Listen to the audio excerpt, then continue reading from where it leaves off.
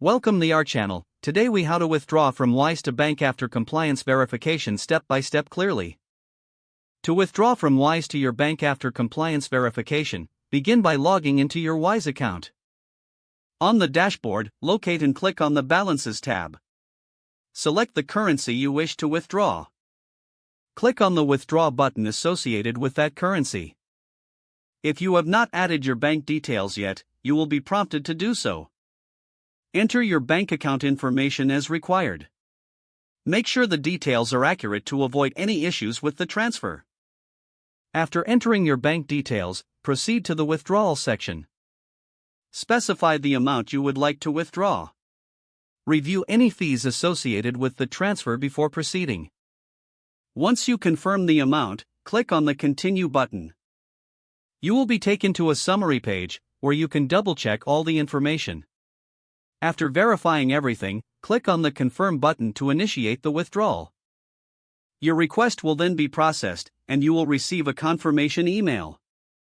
Keep an eye on your bank account for the transferred funds, which should arrive within the specified time frame.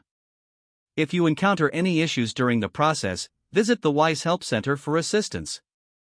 If the page does not load, refresh the browser or try again in a private or incognito window. Make sure you are using the correct email address, then retype it carefully to avoid small typos. If your password is not accepted, use the Reset option and create a new strong password you can remember. Check your spam folder for verification or security emails, then complete any requested confirmation steps.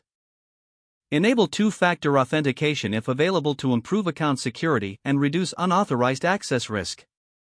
After signing in, review your profile details so your contact information and settings are accurate and current. If you see an error message, note it down and try again after restarting your device and internet connection. Log out when you finish, especially on shared devices, to keep your account and payment information secure. If the page does not load, refresh the browser or try again. Make sure you are using the correct email address, then retype it carefully to avoid small typos. If your password is not accepted, use the Reset option and create a new strong password you can remember. Check your spam folder for verification or security emails, then complete any requested confirmation steps. Don't forget to like this video and subscribe to our channel for more step-by-step tech guides.